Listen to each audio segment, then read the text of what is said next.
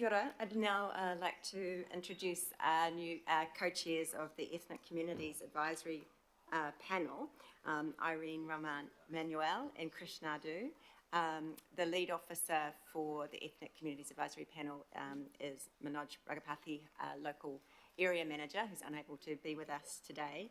And of course, Councillor is Councillor Leone. Thank you, Irene. Welcome.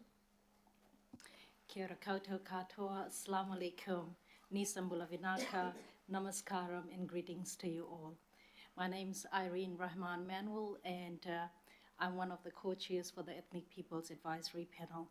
This is my second term on the panel. I am an international development specialist by profession, and I have worked in the Pacific, in New Zealand, and some other countries. My work involves a lot of work around maternal and child health, and I'm a firm believer that if we do something very well with mothers and children, everything else falls in place. So I'll now like to give the opportunity for my co-chair to also introduce himself. Thank you. Tēnā koe, Irene. Kia ora koutou, nisambula vinaka, namaste to you all. Krishnadu, fifth generation Fijian Indian. It's a privilege to be in the panel together with Irene. I'd just like to acknowledge all the councillors and the leaders in the room, worship the mayor, and of course my Manukau councillors, Councillor Fuli and Alpha Filipina, and of course good friend Daniel Newman. And of course the great work that other panel members have shared today. For us, Irene and myself, we kind of feel like we fit in two panels, in the Ethnic and the Pacific panel, and a number of the issues are kind of overlapping across the panels. Thank you. Thank you. So we'd like to acknowledge the opportunity to present this morning. The strategic priorities are a culmination of effort from all our panel members and the work of the past panels. I'd like to acknowledge all the councillors, especially Councillor Karen Leone, past Councillor Young, and Victoria, as well as Manoj, who have been supporting us immensely for this work. Our vision is to provide robust, informed, and credible advice to the mayor, the governing body, and everybody else around the room who make decisions for our communities every day. Our vision aligns broadly with the 7 investment areas and the activities associated with the long-term plan. We acknowledge the pressing issues that Auckland Council faces and our opportunities to rise above the cost of living crisis that we face. I acknowledge my community's hardships and the challenges that we've been going through in the last 3 years, namely the March 15th crisis in Christchurch that affected our communities and whole of New Zealand immensely, the COVID-19 pandemic, and the recent crisis in Auckland for disaster-related issue. The ethnic communities in Auckland is made up of Asian, African, continental, European, Latin American, and Middle Eastern. We are the majority of the world, but we are minority in. We have vast spiritual and religious affiliations, spoken languages, labor force status, and employment status.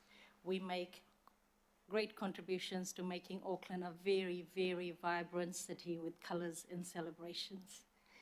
We have 5 key themes, and I'll be speaking to the 3. And my co-chair here will be speaking to the other 2. So I'll start with economic growth and economic development, and as you can understand, it cross-cuts into every other things that we do. We want to put it across the room that we want ethnic and migrant businesses and workers to be able to fully participate in Auckland's economy and prosperity. And some of the important factors that we must consider when we talk about economic growth of a country is our human resources, our natural and capital resources, our technological advancements, and social and political factors. In terms of economic development, we are paying attention very closely to our economic GDP, employment, productivity, population increase that you know we will have our Asian population sitting at about 40% to make up Auckland's total population in few more years by 2030. What is it like for our business in survival of our SMEs that make the engine of our community? The standard of living condition that we always get underlooked by. The skills retention and growth and tourism in the country. Our current rates, our particular concern lies in the current high rates of ethnic worker exploitation. Our ability as a region to absorb the high growing demands of migration into Auckland and the flow-on effect that ethnic NGOs, businesses and other agencies have to cope with. The effects of long-term lockdowns and impactful climate-related disasters in the poor and advanced planning of infrastructure development and how you communicate with us. The high rates of poverty, high rents and increasing prices of housing, but also how do we use the strengths of our ethnic communities to advance our markets, to increase in the return of international students who have been or will be our future workforce as well in New Zealand. Going on to the next point is our transport. And we want our ethnic and migrant communities to have increased support in addressing increased support as well as be influential in increasing in informing the congestion that we have throughout Auckland. The last one that I will talk about is the climate action and sustainability, and it's a cross-cutting theme across many things that we've been talking about. In the last term, I was one of the co-chairs for the Auckland Council Climate Change Action Plan. We were very busy doing C40 plans for Auckland Council, but none of that translated into community action plan. So when the floodings happened recently, our communities were struggling because we did not have our communities ready for disasters. And one of the key reasons I've come back to the panel this term is because of that disaster and making sure that our communities are ready this time around. So we want Auckland Council and Auckland City to be a climate resilient city for current and future generations. We want the voices of our children, our ethnic and every other child, to be captured and be visible in all our plans. We don't see that. We aspire to have proper inclusive engagements to take place with our ethnic communities and the use of climate-friendly languages that benefits all of New Zealand. As you know, there's almost about 150 different ethnic people types and over 150 different ethnic languages. So the work that usually lies on the shoulders of Auckland Council and the ethnic communities is quite immense. We want our communities to be able to manage change from a strength-based approach because we are sick and tired of being told of the negatives. And an approach that enhances our mental and social well-being and be climate risk ready. This ties in with all key areas that we have on our Ethnic Peoples Advisory Panel. Thank you. I'll now pass on to Chris. Thank you, Irene. Just like to touch on belonging and inclusion, please. So when you talk about belonging and inclusion, if I break inclusion down, we look at the representation of senior leadership within the Auckland Council. We as a panel feel more work needs to be done in raising that. And if we look around the New Zealand Parliament, there's been an increase in ethnic MPs in Parliament, but their proportion has not kept up with Auckland Council. And one way to do that is to increase ethnic voter participation, which is lagging behind. You know, I see people are so excited to vote in the general election, but when it comes to Auckland Council elections, people just don't care. People think it's not important to them. And so we just need to work more closely together in enhancing the participation. At the same time, how can we increase participation in ethnic boards, council boards, as well as general other organizations as the health boards? I think our people deserve to be at the decision-making table, given the contribution we make to Auckland socially, culturally, and economically. And talking about inclusion, just a note around the community halls and the funding for the local boards in order to celebrate belongingness and inclusion of the ethnic community within Auckland and within the Auckland ethnic community themselves.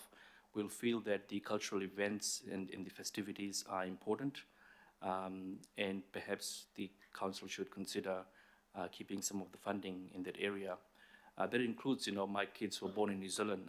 Connecting them within our own community is a big challenge, and through a lot of these cultural events, we're able to enhance their identity and connect them to their roots. The funding by the Ministry of Ethnic is peanuts, is really 4.2 million, but the ethnic community is so huge and is growing, the funding is not keeping up with it, so any help from the council would be quite appreciative. And in order to provide more input, we kind of believe that ethnic panel is utilized more to give feedback in some of the strategies and plans of the council. I would also like to talk a little bit about well-being and safety. In terms of well-being, we would like to give more feedback around crime and safety issues.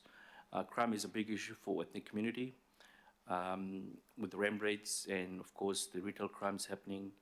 I was in a discussion with the Deputy Police and a couple of other groups a few days ago, and we have these meetings every bi-monthly, but we never see any council representation in any of those crime meetings, so it would be good to have somebody there moving forward. So we'd like to give more input into council strategy and policy development impacting community safety, including water safety. Every year, a lot of ethnic people die, and as someone who teaches a lot of international students, I've had my students, who have passed away in Piha Beach, not knowing the New Zealand water environment. And I think more work needs to be done there in terms of also going out to international schools and educating and creating awareness to the new migrants coming into New Zealand. And of course, safety is a big issue. Racism is a big issue. 40% of our people experience racism from the start of COVID till today. As someone who also sits on a number of school boards, bullying continues to be an issue that our ethnic Asian kids face on a daily basis. I came to New Zealand when I was 15 as an international student. Unfortunately, nothing much has changed. And I think it's something that community organizations, collaboratively with other agencies, councils, we can work on it. We're very proud to call Auckland home, but at the same time, we also realize we don't want ethnic communities to live within the ethnic enclaves. We want ethnic communities to be part of wider Auckland. As our worship mayor keeps saying, we all have some similar challenges and issues. So, and the other issue that I would like to talk with the Pacific Brothers is around mental health. A lot of people think that the ethnic community are rich people, they're doing very well. But, week after week, we go to funeral in South Auckland where our ethnic community and young people have passed on through suicide, substance abuse, gambling. International students living in Auckland, they're going through so much hardship, but they are a group that has always been overlooked. And Irene touched on the exploitation aspect. So, when we bring visitors to our city, we need to take care of them. And I also know a lot of international students find Auckland's city, especially Queen Street, very dull and boring. Perhaps we can make it a bit more exciting by, changing the outlook of the city itself. So, yeah, thank you for the opportunity. There's a lot to talk about, but we look forward to working with you all. Thank you for the opportunity, Pinaka. Thank you. We are now open for questions and comments. Thank you, Irene and Krish, for your presentation. We've got 4 questions for you, beginning with Councillor Leone.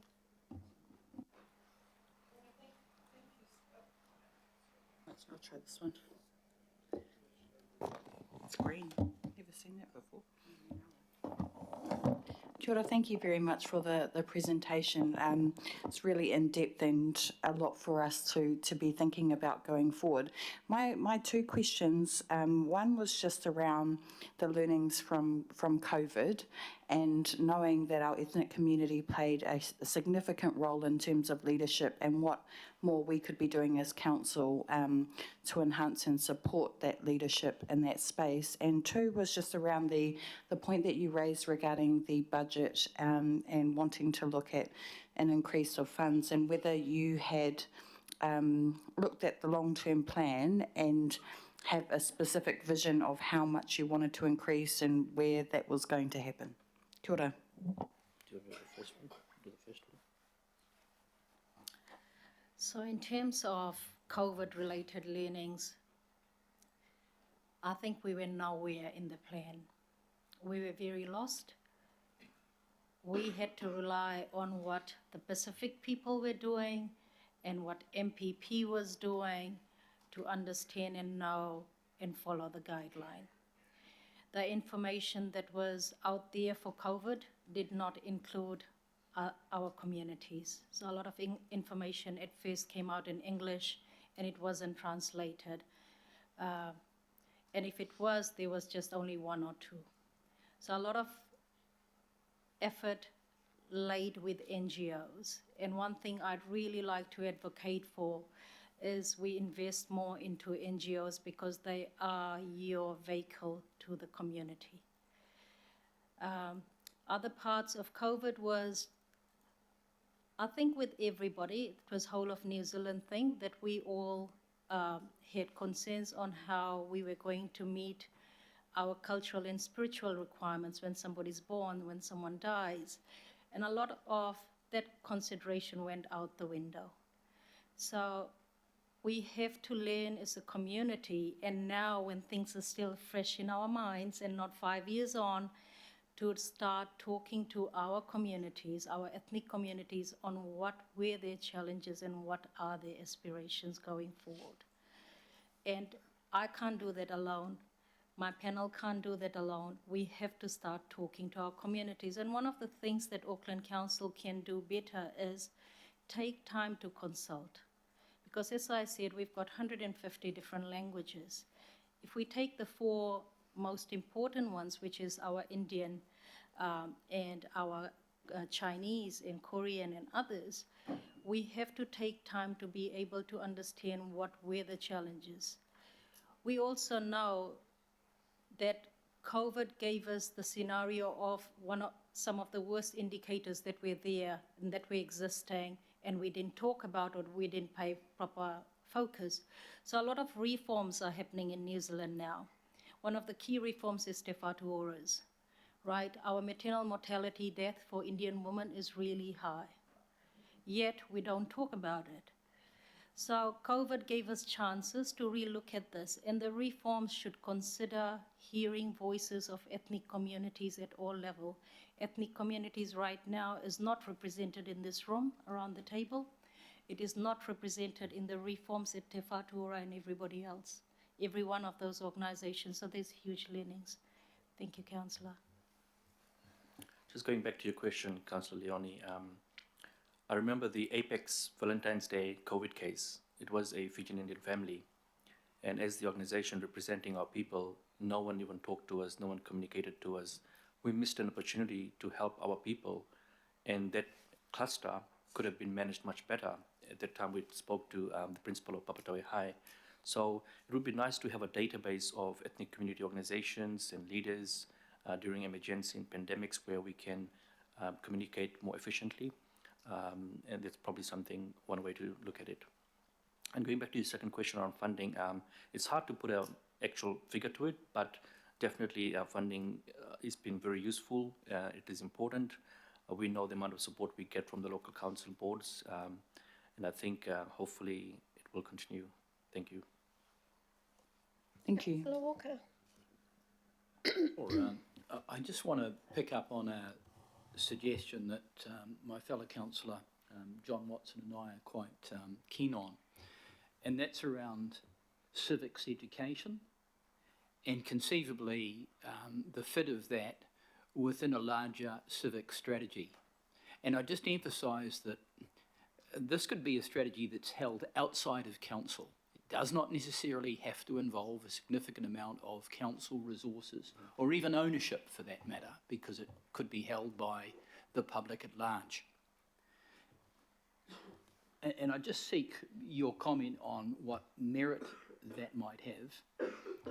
And the reason I raise that is that what we see factually is a decline in participation in local government, the loss of many civic spaces where traditionally, in a village format, people would have engaged, and that has come through centralisation. So we've got service centres now that amount to only a few locations in Auckland, when in point of fact, from a civic perspective, Auckland is an array of villages, and those villages obviously include various ethnicities within that. So I just seek your response as to the merit of such a program. Thank you. Thank you, Councillor. It makes a lot of sense. When we talk to ethnic people, the only thing they know about is rates. Oh, what will happen to rates? You know, is it going to go up? Is it going to go down? A lot of ethnic communities don't even understand the full functions and roles of the council. And when we think about the local body elections, people have no idea what City Vision stands for, what the Blue Party stands for, apart from Labour. So there's lack of understanding of the brand. There's a lack of understanding of the policies, and this confusion, you know, with so many candidates, a lot of people just feel like, let's not vote, you know, that kind of thing. So I think, yeah, you're right, and a bit of that is just the lack of clarity around local board elections and what council stands for and what the parties stand for in their policies. And if I may add to it, thank you, Councillor Walker and Councillor Watson. Again, the vehicles are there, the platforms there, the NGOs are there, the civil society and the agencies and your actors of change agents are there in the community. And I agree it shouldn't sit with Auckland Council because it's too big of a community-owned initiative that should sit at community level. So civic education is important, and if we start early and we start in primary schools and we build it up, then we'll have a more better educated, inclusive Auckland society. Yeah. Councillor Foley. Kia ora, thank you, Chair, and thank you both for your presentation today. Special thanks to you, Krish, for all the work that you did alongside our Pasifika community in our ward, especially during the vaccination rollout and providing food support for our communities as well. And I was proud to work alongside you and our Fijian Indian community during that time. My question relates, and is very related to other questions that have come from Councillor Walker around the civic engagement and what we can do as a council better. And I'm very mindful, as you said, that you're not represented around this table, and in the local board space as well, that's true.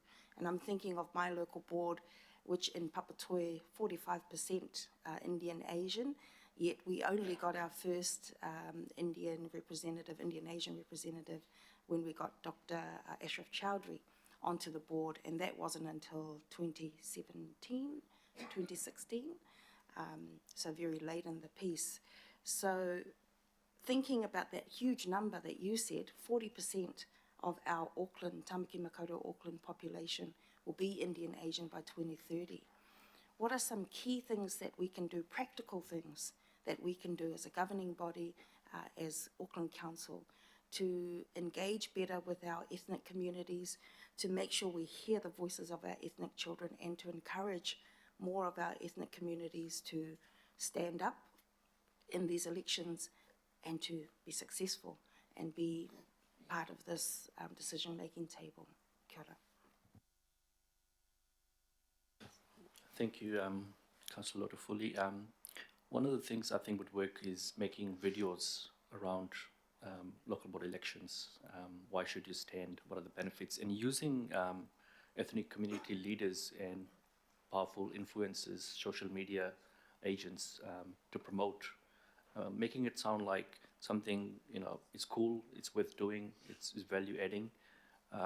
So that would be one way, but it's also about making people understand that they need to contribute. You know, we cannot just be here and think as migrants, you know, Auckland should provide for us, but we need to give back to Auckland, and we have a moral duty and responsibility as well. And of course, working closely with community organizations. Like, I don't see anyone, when it comes to local board elections, going to the religious centers or community organizations and actually practically supporting and getting people enrolled, telling them what this vote means, where to vote, what are the options you have. We see a lot of support for general elections. It's well geared, well resourced, but I think local board, in terms of building the partnership with the community, is missing. And I think I don't really have the full answer, but yeah, thank you. Thank you, Councillor Foley. Information in the right language at the right time is important. Engagement with the community, as Chris said, is important. So taking time, taking Auckland Council staff out. One of the key things we discussed on Monday with the Mayor was, does Auckland Council represent and mirror the diversity of the ethnic communities in its workforce? Right, so one of the key things we're working with in our advisory panel is ensuring that our workforce is robust, resilient, inclusive of the ethnic communities that we have, and they shouldn't be at the ground level, but in your mid, senior, and every other hierarchy in the council. So having that type of information and people like we've got Manoj helps you create pathways. Having the right people in the organization helps you navigate challenges. And they come with lots of links back to the community. So it goes all the way up, right? It's bottoms up approach while the other way down. If you don't have people within your organization, then right now you have got the ethnic community panel. And we are not enough. We don't represent whole of Auckland. So being mindful that we are not tick box exercise people, but we have got connections, and please use us to your best of advantage wherever possible. This term, I must acknowledge that things have been different at the advisory panel, and there is more engagement with Auckland Council staff. And I'd like to acknowledge the hard work that's gone in there from the onset of the selection and the design and everything else that Victoria, you and the team have done. So we get to walk and talk and work across panels quite a lot, because as Edwina said, we are people across the spectrum, and that intersectionality matters. So we are not just ethnic people, but we've got senior ethnic people, we've got youth on the panel, so everybody matters in that same sense. Thank you. Thank you. Deputy Mayor. Thanks, Chair, and you're doing a great job, by the way. Okay. And so are you, Councillor, by the sounds of things. Look, I think a lot of what you've brought up, thank you for your presentation, is a real partnership between us and central government. So my question to you, Madam Chair, and potentially to the Mayor, is that when we have a briefing with central government, that we actually put an advocacy statement in there around our ethnic communities, so that when people do arrive in our wonderful city, that there is some education around our beaches and the safety of swimming, that there is some information there around the other issues that you have raised, so that at least it is communicated kind of right from the word go, and there is an ongoing partnership for our ethnic community until they are kind of better up to speed, for want of a better word. I think there is still a disconnect, and I'm hearing that really clearly, because a lot of what you've mentioned actually isn't our role. It is central government role. But you live in our city and we've got to look after you. So if that's, I don't think it needs to be a resolution, Madam Chair, but I think that, part of the manifesto and the discussions that we will have post-October 14 should include something along these lines. And I ask you to support that, please. Thank you. Councillor, yes. Yes.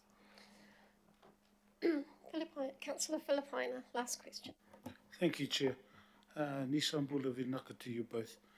Look, I'm interested in, Chris, especially what you said around the meeting with the police, around the ram raids and crime.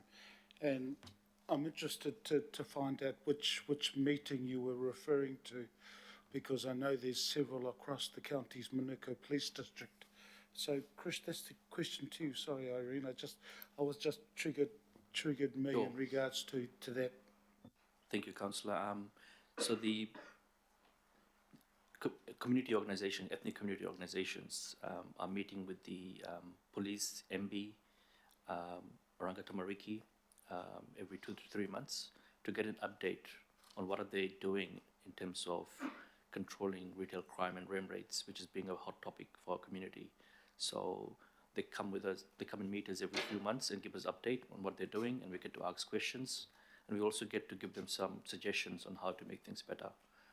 But we have all the other agencies there as well, because it's like a team effort in order to get this under control. But I think Auckland Council would probably benefit from being there. I could send you more information on the next meeting if you wish. Yeah, that'll be good. Oh, sorry, Irene? And just to add to that, Councillor Filipina, acknowledging your presence when we launched the Samira Plus Collective just a few weeks ago. It just shows now that we are talking about New Zealand Police in Counties Manukau. That team out in counties picks up a lot of burden. The Auckland Police in Counties Manukau I'm talking about. And we've got a very great set of ethnic providers there. Ethnic providers who also provide to Maori and Pacifica people as well. But it just seems like the providers who are doing the work and the way policies are designed is that while we do the work, our providers don't get any funding for it, but we do it regardless. So Auckland Police in Counties Manukau has been picking up a lot of challenges for us, and the community is growing. As you know, we're growing really fast, and we do need focus interventions and fit for purpose strategic programs that uplifts our communities equally. So a lot of times in counties, the ethnic population is completely forgotten. And it's the same in Henderson, it's the same in Hawick. So we're just inquiring and saying we need to pay more focus there. Family violence and sexual harm is our nation's greatest shame, and we are not doing enough in that space. Thank you. And Chair, so were you aware that since 2011, and this is only in the county's Manukau district, but since 2011 we've met with the leadership, including the district commander and elected members, councillors and the chairs. So we've been doing that since 2011, so I think we need to have a look at a connect with what's happening from the meeting you have. So I just wanted to let you know, and I've just been texting the police now to see when our next meeting we have quarterly with the district commander and with his or her staff, senior management. So I'll let you know how that goes around connecting. Thank you, Chair. Kia ora, thank you. Thanks, Alf. That's all the questions we have for you. So thank you so much for your presentation, Irene and Krish, and for the comprehensive answers that you've given to all of us today. And we look forward to seeing you next time, before next time. Thank you, Thank you. Shukriya, for having us. Thank you, Vinaka. Right, councillors, we have our final presentation from Disability Advisory Panel, and thank you to Martine and Barry for being so patient and waiting for your turn.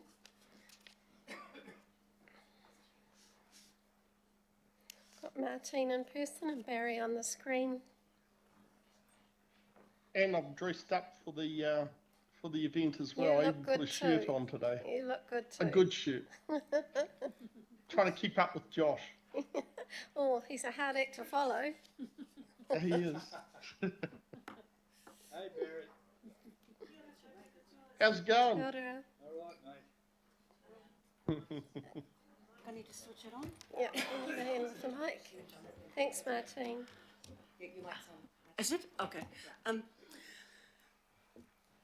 Thank you very much. We are the last. I'll do a brief introduction of myself, then pass to Barry, and then I'll talk a little bit about our vision, and then Barry will do the last bit about our priorities.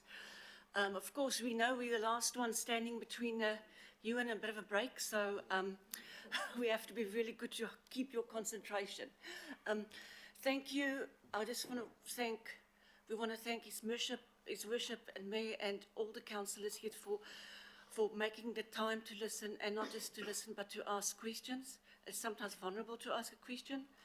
And to thank our staff that's supporting us, Victoria, John, Elise, Sonia. I don't know what we would have done without them, because it's so much is happening behind the scenes, and our support councillor, Councillor Stewart.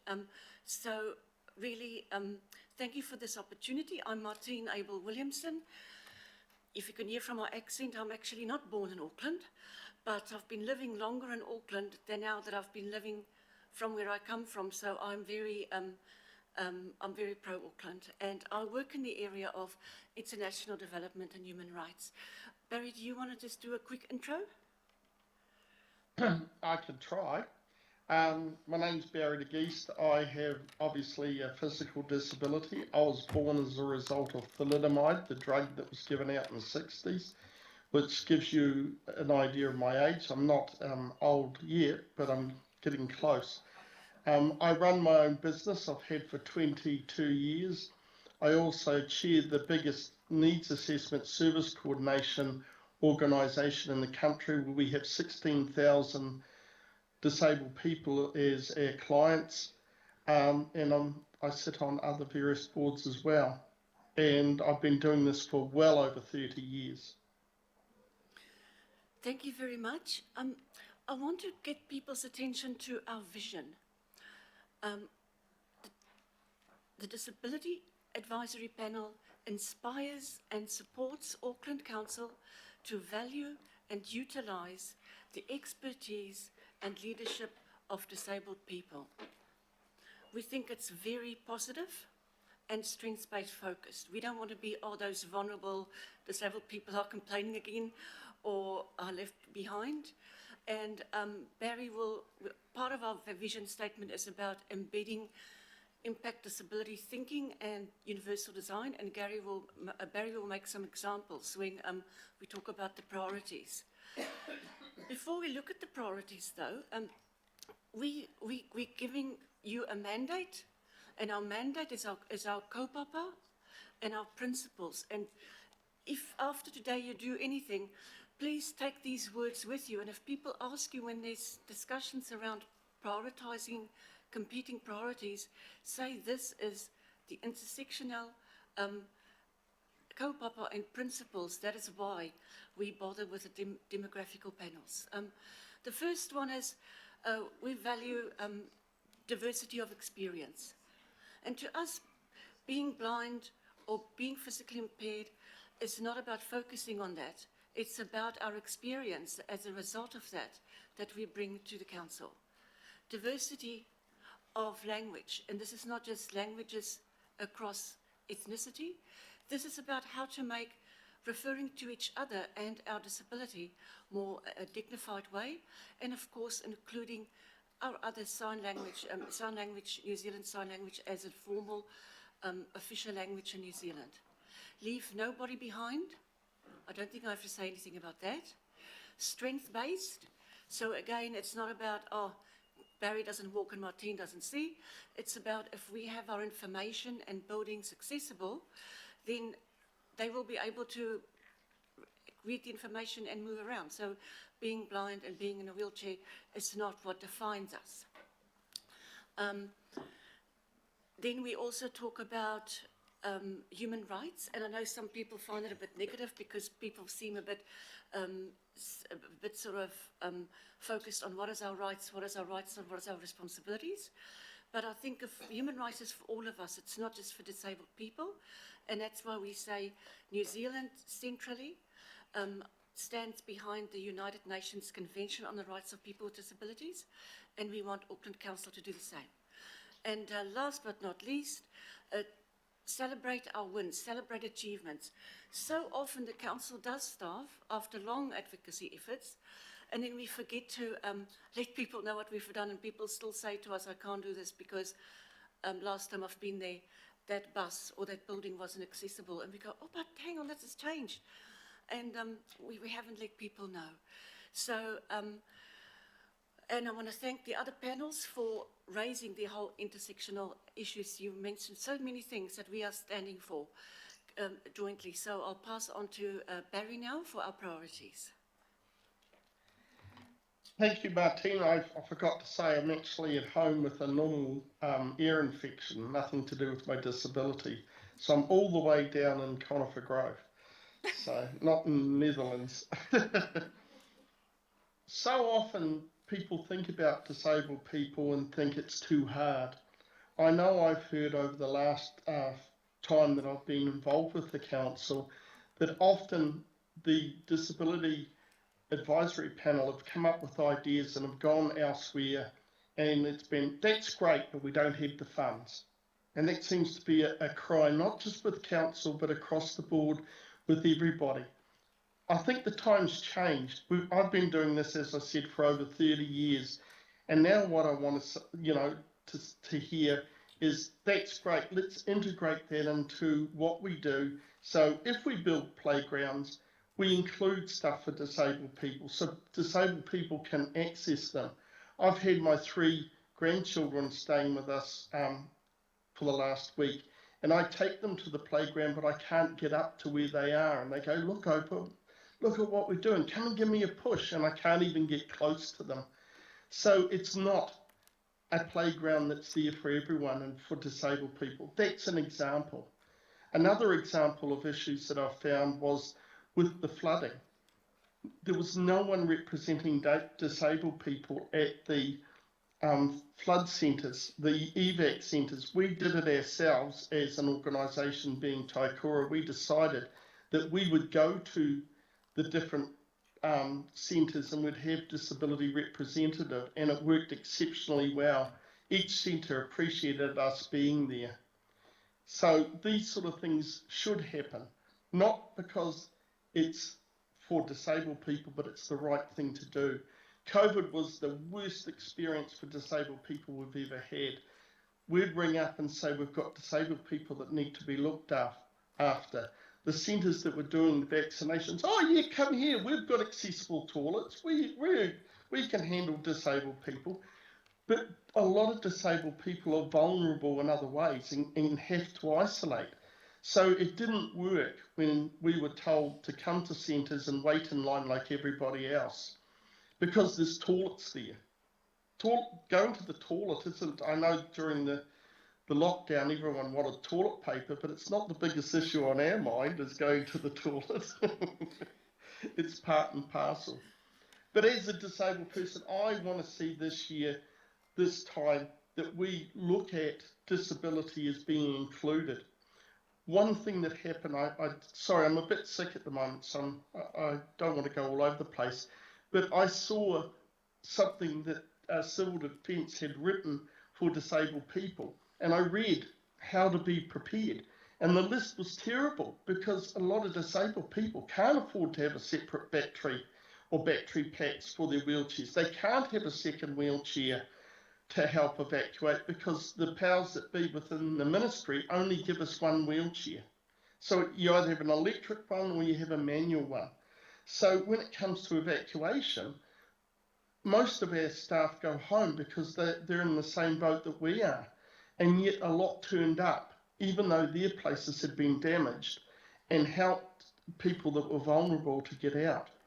So I hope that our push this year will be, don't just talk about disability, include it in playground design, include it in everything that the council does, and don't just guess what needs to happen. Ask disabled people, how can we word this, or how can we do this that's actually going to mean something for us? Because we are 20% of the population, we cover all ethnicities. And if you take family members, we're about half the population, because you can't just take me as a disabled person. You've got to take my family as well, because we're all part of the same situation. So we are a huge number in the community. And like the other panel members, disabled people don't stand for council positions and that because it costs to do that sort of thing, and people are too scared to put their names forward and having to travel around and talk about what they can bring to the council. So we need to work that out as well. But I see it as a positive thing. I wanted to move out of Auckland and move up north further, but I missed Auckland so much that I spend more time down here than I do anywhere else because I love Auckland. I love what's happening. I like what my mate Wayne's doing because he's starting to get on top of things. But I also think that the council are really important to make sure that we actually get the things that are true and meaningful for us.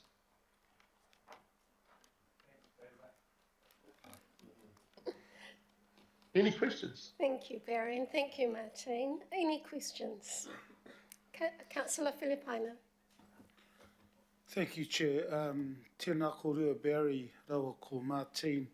The question I have is, we used to have a disability position at Auckland Council. Martine, I think you were there for many, many years. Sorry, don't get me wrong when I say many, many years, Martine, sorry. That was wrong. But for a few years. I'll be interested to hear what your thoughts are around Auckland Council considering a very similar position. Kia ora, tēnā kōrua. First, thank you very much, Councillor. Yes, I was at Manukau City Council and then at Auckland Council and for that whole time was over 8 years, and I was in various positions to do with disability advice. And I think, you know, we are very much for the positions, not for them to be tokenistic, because we believe it should be across the council. But yeah, it's true, many legacy councils had a disability advisor, and there were two for a long time at Auckland Council. Barry and I and our panel are very keen for not just for positions to be there to strengthen disability, but for all recruitment opportunities to be more inclusive and accessible, so that we have our staff reflecting the population. In other words, you know, how many disabled staff do we have because they're the best person for the job, and not just, oh, we've got someone here and there. So we are definitely for you know, professional disability advisors, as well as the whole recruitment, the whole visibility of disabled staff across the Auckland family. Can I add to that they're good positions, but I also think the council needs to seek out, if they're looking at universal design, which they should be, that they go to someone that understands what universal design means. If they're writing stuff around disability, they seek out people that understand that. We know so much, and most people would call me a know-it-all, but I don't know everything, and I think it's really important that the council seek out the right people in the community that can help write the policy, you know, do the policy, do the leg work on the ground or the wheelchair work, depending on how you get around. Kia ora, thank you. Thank you, Chair. Thank you, Councillor. Councillor Fletcher online. Thank you, Barry and Martine, for your long-standing advocacy on these issues.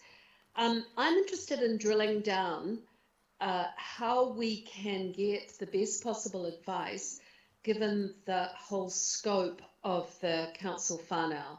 So at the moment we have the panels, but then within the CCOs there are often other advisory groups. So if you were to look at transport, for instance, are we better to have advisors and working with the disability community from the one source to get those universal design principles being really embedded in, or are we better to have a multi-layered approach to this?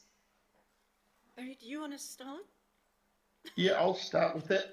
I think it's a two-pronged attack. It's good to have somebody there that can advise, but I think that person needs to have the awareness of what's available in the community that they can go out and discuss with people, because we've got disability access advisors, we've got building advisors, we've got people in the disability community that have that specialist knowledge.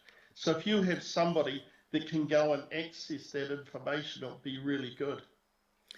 I just want to acknowledge that within Auckland Transport, we've got the Capital Projects Accessibility Group and the public transport accessibility group. They're made up of experts in disability areas, so they give very operational advice, and it might even be good if other CCOs will think of having such groups. So agree with Barry, drill into the community, because not everybody is around an advisory table, but those panels can give good advice because usually their communities and businesses put them forward. Thank you. Thank you. Mayor Brown.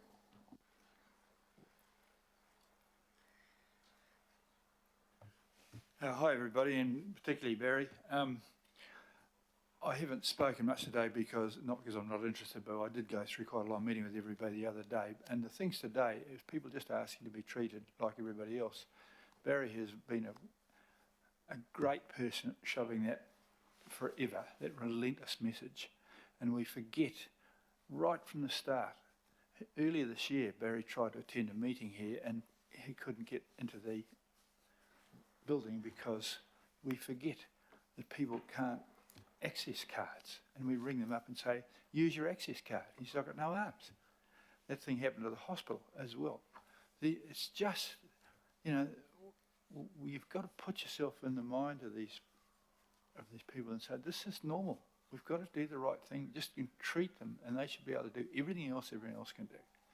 And so, and he's a close friend of mine. I'm one of the guys I most admire of all. He has his own business.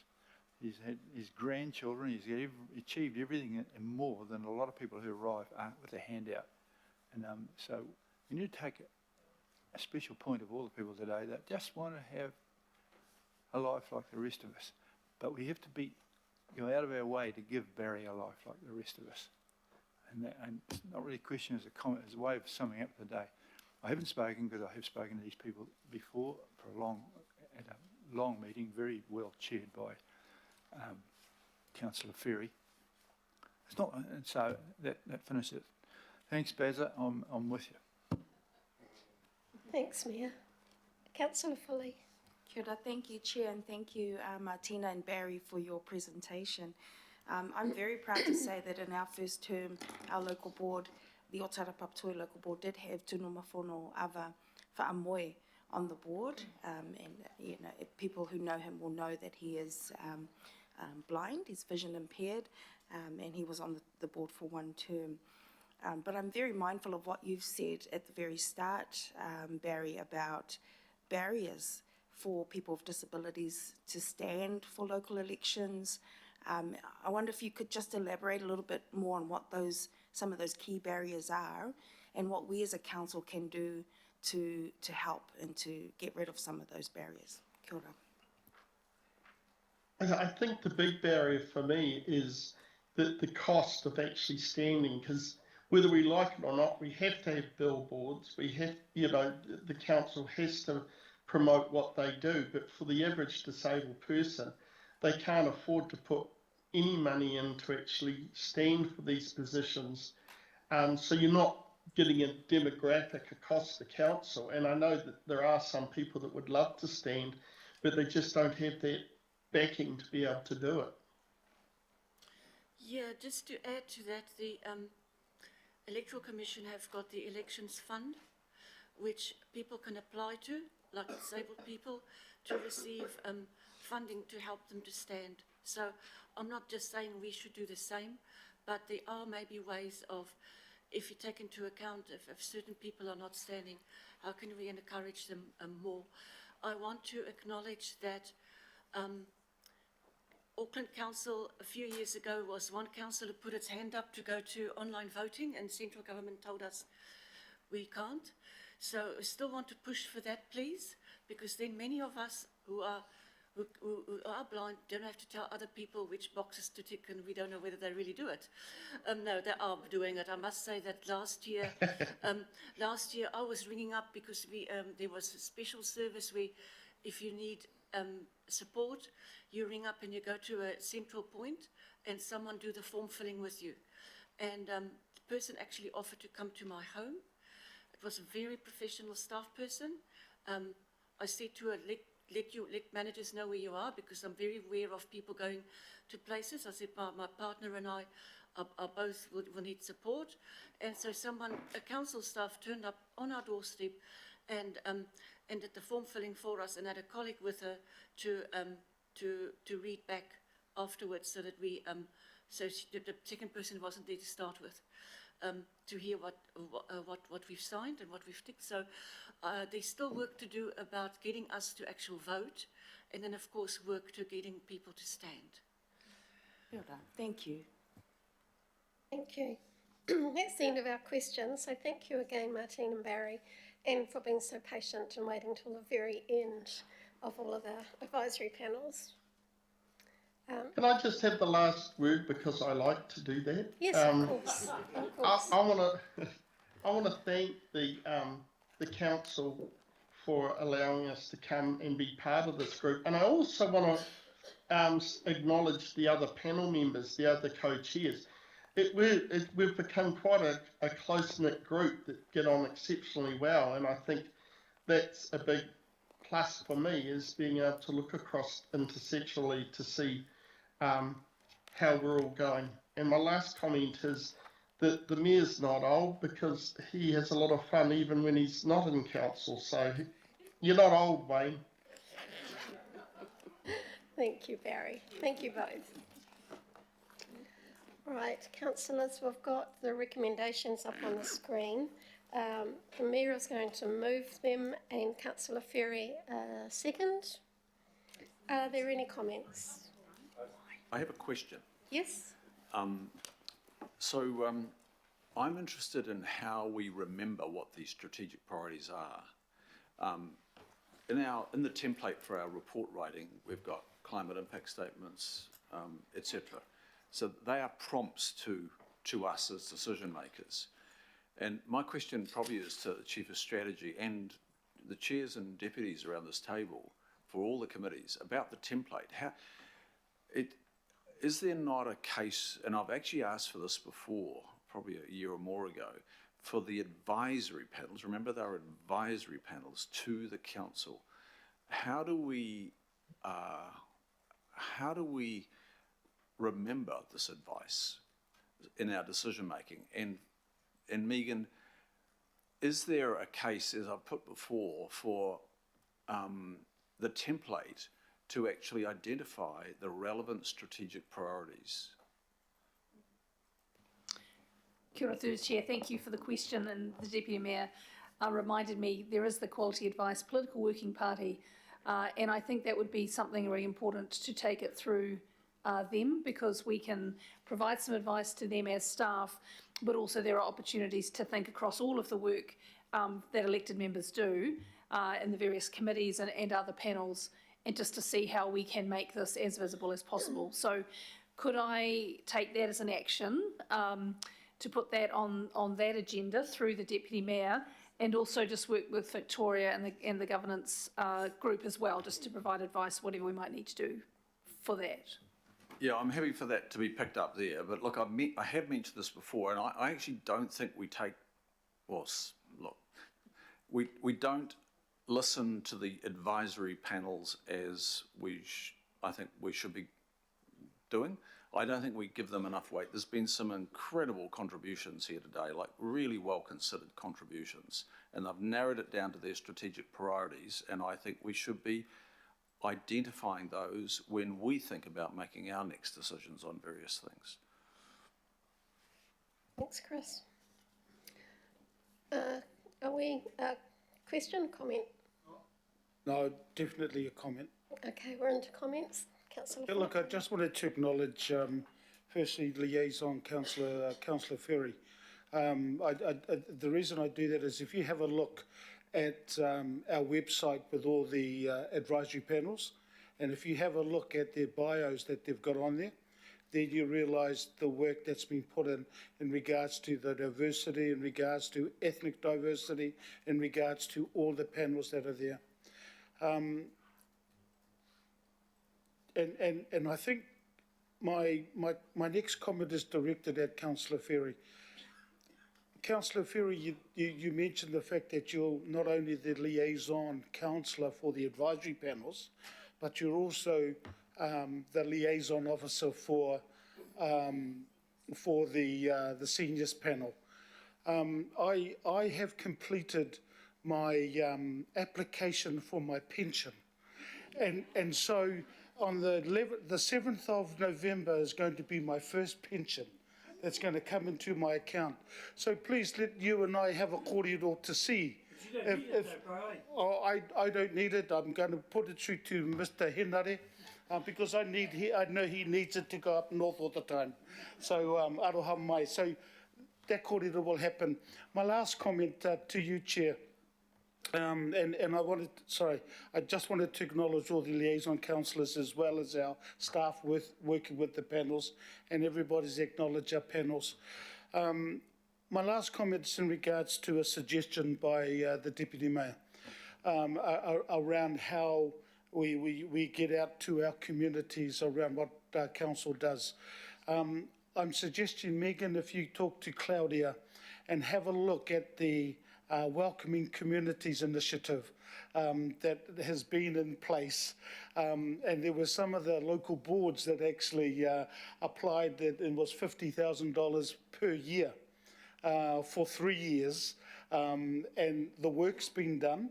Some of the local boards have already completed that. I think it's 23-24 is the last of the 3 years that was put in there. So I would suggest that that comes back as a memo to us, but more importantly to the advisory panels, and especially in light of what the Ethnic Advisory co-chair said. So just want to mihi to everybody, and thank you so much. Kia ora, Chair. Thank you.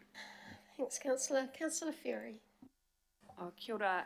Thank you for that acknowledgement, Alf. I have to say it's mostly the staff who've been doing the hard mahi there, and particularly Victoria and the leadership that she's shown. And I do want to acknowledge that a lot of the staff who support this do this voluntary above and beyond their day roles. So you've had staff here today supporting each of the panels who have stepped away from their normal work to be able to come and support the panel members, to the co-chairs today, but also are doing that in other ways as well. So that's really valuable. In terms of the corridor about the seniors panel, and I have had at least one other councillor express an interest in following along with the work of the seniors panel too. So I'm really open, and I suspect the other liaison councillors are as well, to conversations about how we share that mahi, and the idea that other councillors can attend the advisory panels. I'm certainly trying to get around to all of them once or twice a year. Just to sort of get a sense of what they're doing, but also so they know, as the Chief Liaison Councillor, I can get a sense of what's going on for them. But I would encourage other governing body members to, ask for them to be put in your diary if you're interested in a particular one, but also have a chat with, me for seniors or Sharon for disability or whoever about how we can work together, because I think that's where a lot of the strength is going to come through. The point made by Councillor Darby about the how we remember this and how we capture it and reflect on it, and it actually influences our decision making. That's something that I've been thinking about a lot. Historically, the advisory panels very much faced the mayor, and when I say historically, I mean in the first 2 terms. And over time, they've come to face the governing body more and more, which is great. But obviously there's other relationships that could be built there too, with IMSB, with local boards, how we resource and manage that so that it's not overwhelming, noting that the panel members are volunteering in this space too. That's something definitely keen to explore and improve this term, and one of the issues on my list. And on the topic of that, noting this is a very formal environment. And the co-chairs got to present, we got to ask them questions, but it's not really a conversation. And so have been talking with Victoria about, once we got this done, let's think about how we can have a more informal mechanism, which might be open to, more accessible for the panel members to participate in. Some of them might have had to be at work today, that kind of stuff. So definitely keen to work on that, and really heartened by the enthusiasm of my colleagues around the table and online for this work and these conversations. Just wanted to share that you've had a little slice of the wit and wisdom the co-chairs today and the generosity in the way that they operate with each other, but also with us. So please do hold that and remember that as we work with them over the coming years as well. Because, yeah, they're a great bunch of people doing really important stuff that is going to make a big difference for our city as long as we listen. So, kia ora. Councillor Ferry, that's the end of the speaking order. Just a final thank you to all panel members that came today. There's been a huge amount of information given to us and it's been fantastic. So I will put the recommendations. All in favour? Aye. Against? Carried. Okay, we have a choice. We can go for lunch now or we can go through items that we're going to bring forward, items 17 and 18, which is I am Auckland, and the, yes, age friendly. What's your preference? Pardon? Yeah, yes, senior moment. Get them done? All right. Okay. Do you need a 10-minute break or can you wait until we've finished those two items?